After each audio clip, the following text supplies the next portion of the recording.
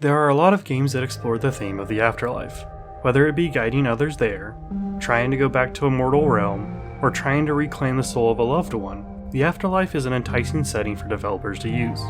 They generally tell emotional stories that tug at the heartstrings of the player and look to make the player reflect on their own lives.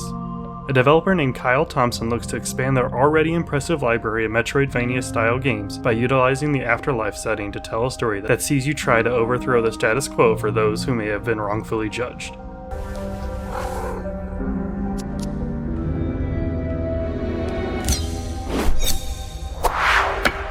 Crypt Custodian is a charming, Zelda-like Metroidvania about cleaning up the afterlife. You play as Pluto, a cat who has died and ended up in the afterlife's palace. Just before being judged on where you will reside for all of the afterlife, your cat nature kinda got the best of you, and Kendra, the afterlife guardian, has banished you from the palace and sentenced you to clean forever.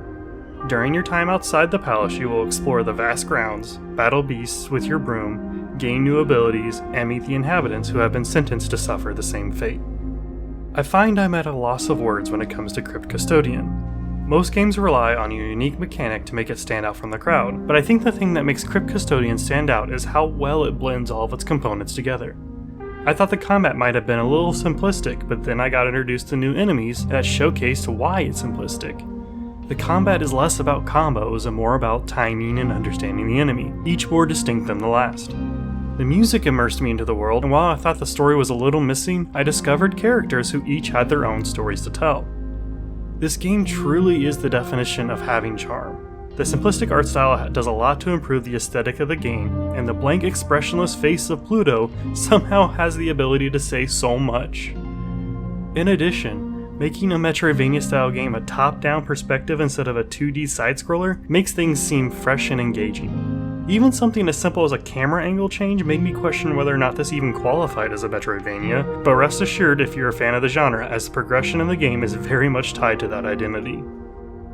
Let's get this rating out of the way. Some may question it, and I even question what a 10 would actually look like on this channel, but let's break it down and see what led me to this decision. The art is extremely pleasant.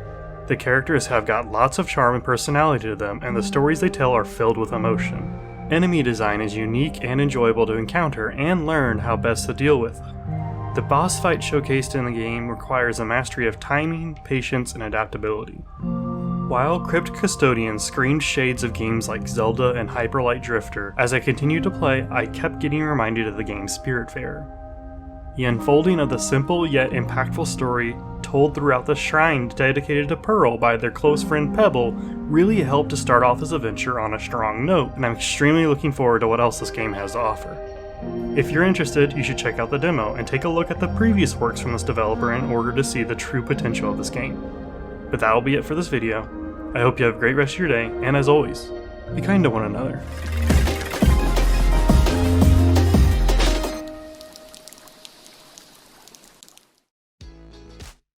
Thank you to my patrons Relativity and Naughty Dog is King, along with all my subscribers.